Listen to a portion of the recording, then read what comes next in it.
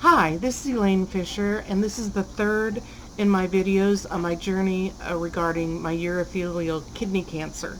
This video is going to cover how I came to the decision to go through with chemo.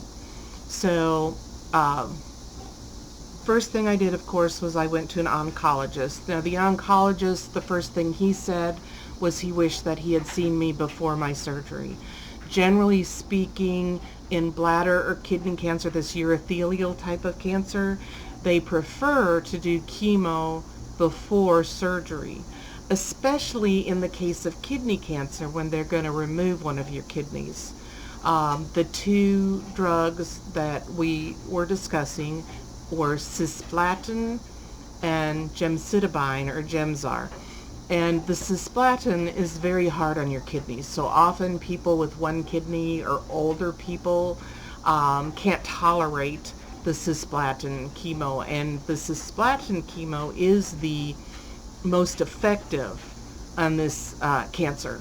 So we went in and discussed it with the oncologist. He shared some different results. They were really mainly on bladder urothelial cancer, because again, this is very seldom in the kidney, but they're very much related and they behave very much the same.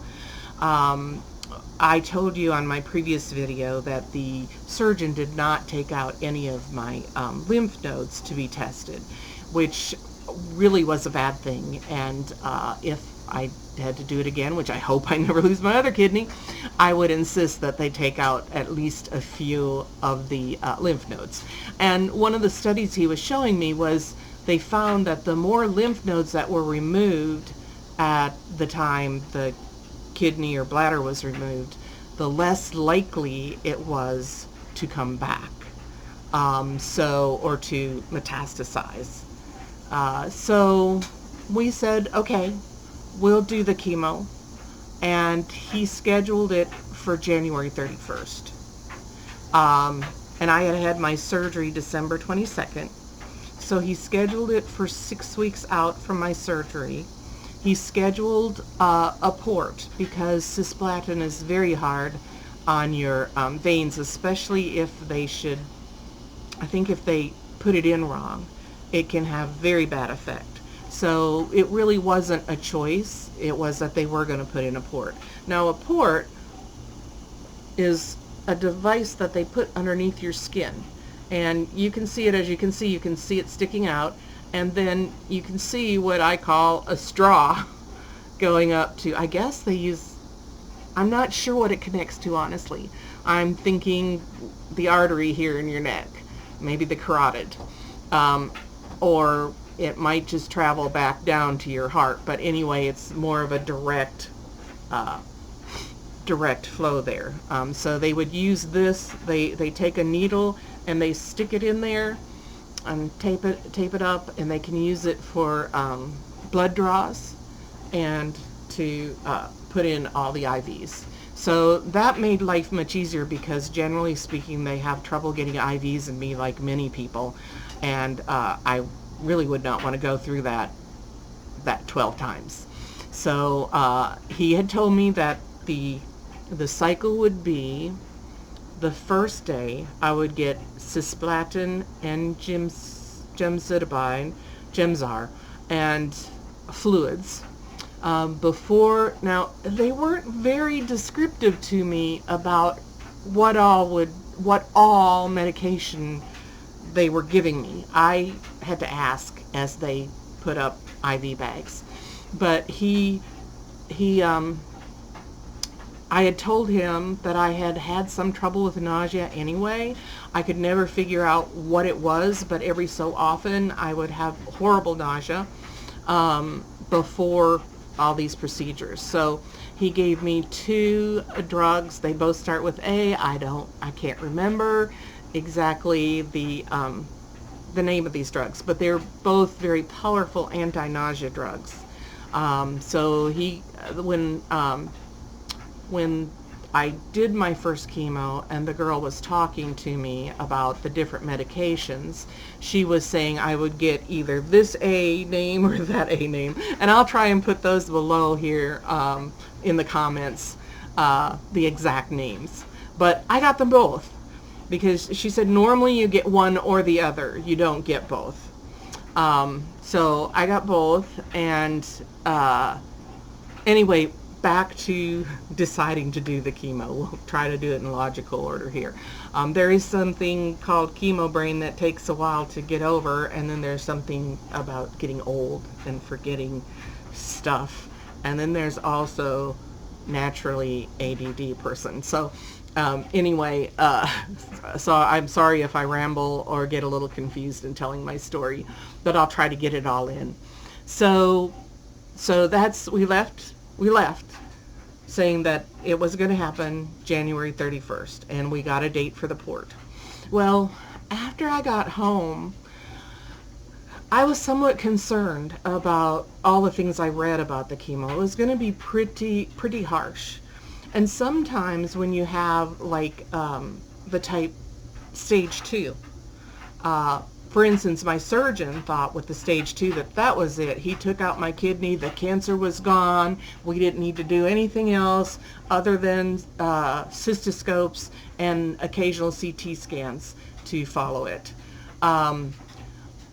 My oncologist, I asked him at one point, why with the stage 2 would he be so adamant about the chemo? And he said if it was his mother or his daughter or his wife, he would insist that they do the chemo.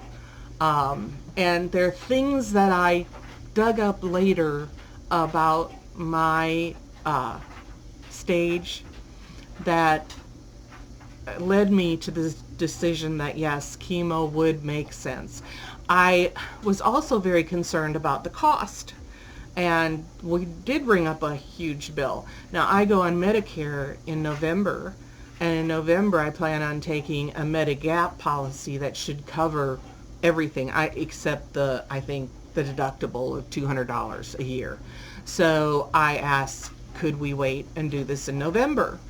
And he said basically I might as well just wait until the cancer comes back then and do it then, because and he was right. I mean, everything I read on the internet said that the best thing to do was to do the chemo within 90 days of your surgery to at least start it.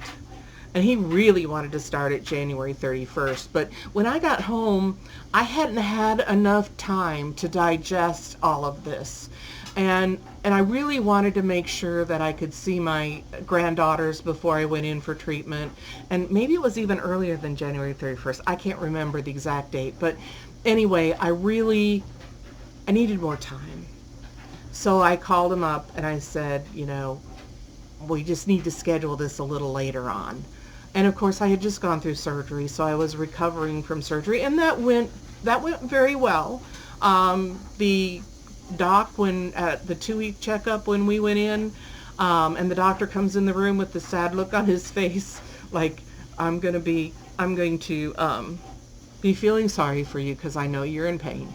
And he said, how are things going? And my husband and I said, great, because we did think it was going great. So that wasn't too much of a problem. Recovery from that was pretty good, but I just needed time to digest it.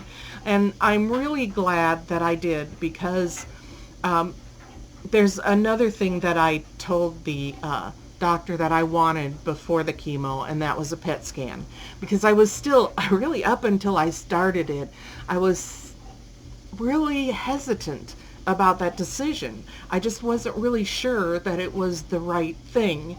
So I went through a PET scan. They found something on my liver that they could not identify for sure, but they felt like maybe it was a cyst. A spot lit up around my thyroid, and I had my thyroid removed, as I said in the other video, due to, excuse me, my nose itches, due to thyroid cancer. And the doctor thought, well, maybe that was a little bit of leftover tissue. There was thyroid tissue So I guess maybe thyroid tissue just lights up in general. And in fact, I asked him that question and he said yes. But we would do an ultrasound after the chemo to see if it was thyroid tissue. So anyway, that lit up, and then there was a small nodule in my lung that they said was too small to really light up. So they would not know what that was. But I'm sure it was too small to really do anything with. These are the things that I read about that made me more convinced to go through with this, especially after the PET scan, is, first of all, in the PET scan, they also found that mild collapsing of the lower half of both my right and left lungs. Now, I quit smoking years ago. I have a 27-year-old son, and I had quit smoking before I was pregnant with him. So that, it had been a long time, but that's probably where my kidney cancer came from. So, now where was I leading with that? So anyway, back to my reasons. Oh, the collapsing of the lungs. I read up on that because everything I saw, any term that I didn't understand, I would go to Google. And I know sometimes you're not supposed to do that, but the doctors don't always give you all the information you need, so you have to dig it out yourself. So I went to Google and I found that that people with this dual collapsing of the lower half of the lungs who are ex-smokers were more likely to get lung cancer. The chemo that he was using would address lung cancer. So if that nodule was either a metastasis or if it was the beginning of lung cancer, then this would, the chemo would address that. So that was one of the reasons. The thyroid, we just didn't know. The liver, I did insist that we check into that before surgery or before chemo. And part of the reason I had to do all these things is I just felt like if things got really tough with the chemo, that I would just drop out if I didn't have really good reasons to follow through to the end. So we did find out that it was a cyst on the liver, so that was fine. That was not a problem.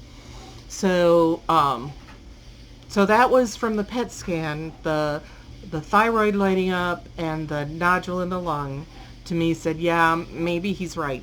Still a little hesitant though. So I read more on the results of my stage 2, that it was invasive, high grade. It said that it sounded like it was contained in the muscle, but it was right next to the next layer. So it was like, had we waited much longer at all, it could have been a stage 3. So, and then it said that there was necrosis of the tumor. And when I read up on that, it said that people with necrosis on their tumor were more likely to have the cancer spread. And then, of course, there was the fact that my kidney had been bathing my bladder in cancer cells for, well, we know at least a year, because it was, well, over a year. It was September of 2017 that I had my first blood in the urine, and it was December of 2018 that December 22nd that they took out the kidney. So all of those things combined made me feel that yes, I do need to go through with this chemo. And so when we started it, I was ready for it. Now the first dose, and let me say that I think some of my reactions to the chemo were maybe more intense because I only had one kidney. After this was all said and done, I have figured out that it was the kidney stuff that was causing the nausea that I was having. So going into the chemo, the very first round, and I was quite nervous, but halfway through my heart started pounding. I felt really bad. I told my husband, hey, you need to have them come take my vitals, because I'm feeling really bad. And I did have high blood, my blood pressure was high, etc. So they stopped the chemo for a while, and I kept begging them. I said, can I come back tomorrow and finish it? Oh, please let me come back tomorrow when I feel better. So anyway, they wouldn't let me do that. They gave me some of the liquid that they give after the chemo is done. Oh, and I forgot. I knew I got sidetracked, but the first day you get the cisplatin and the Gemzar, and the cisplatin is the one that really causes nausea really bad. It was developed in the 70s, and back in the day before they really addressed the nausea, 80% of people would be throwing up with it. It does cause nausea. So, and then the next week I would have just Gemzar, and the day I had the Gemzar and cisplatin was an 8 to 9 hour day. And then the Gemzar alone was like 2.5 hours. And then I would have 1 week with nothing, and then we would repeat that, and we did it a total of 4 times. So the first time, halfway through, they stopped it for a while and gave me some of the fluids that I would get after the chemo was done, to see if that would help things. And then they called the doctor, and this really surprised me. The doctor said authorized Pepsid, and I'm thinking I'm going to take some tablets, right? No, it was IV Pepsid, and that resolved it. That allowed me to take the rest of the chemo. So the rest of the time I got chemo on my cisplatin day, I also got Pepsid, and that worked wonders. Now, I've always had some problems with indigestion, mainly I think from the metformin I was taking. So I was still taking omeprazole, which I've stopped, and we'll get into later why I have stopped that. But that was wonderful. So anybody, and I read from somebody else, because I went on some support groups for more information, and somebody else said the same thing. They got Pepsid, and that did wonders for their nausea. So I'm just here to tell you that helps. I watched several YouTubes about what to bring with, and ginger candy was supposedly a really good anti-nausea solution. But I'm here to tell you it didn't help me at all. In fact, I bought a bunch from the internet and ended up throwing out most of it, because now ginger candy makes me think of nausea. It really didn't help my nausea.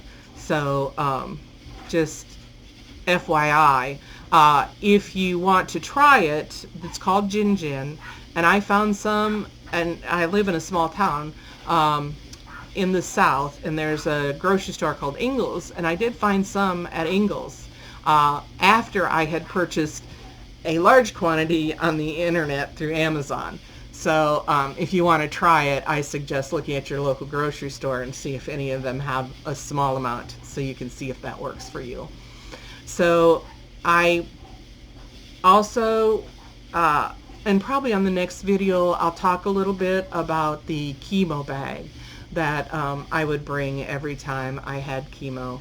And most people do, and I'll tell you what helped and what didn't. So thank you so much for watching this video. And, leave comments if you'd like. Just as always, be nice to me and to anybody else that you leave comments to on the internet. Have a great day. Bye.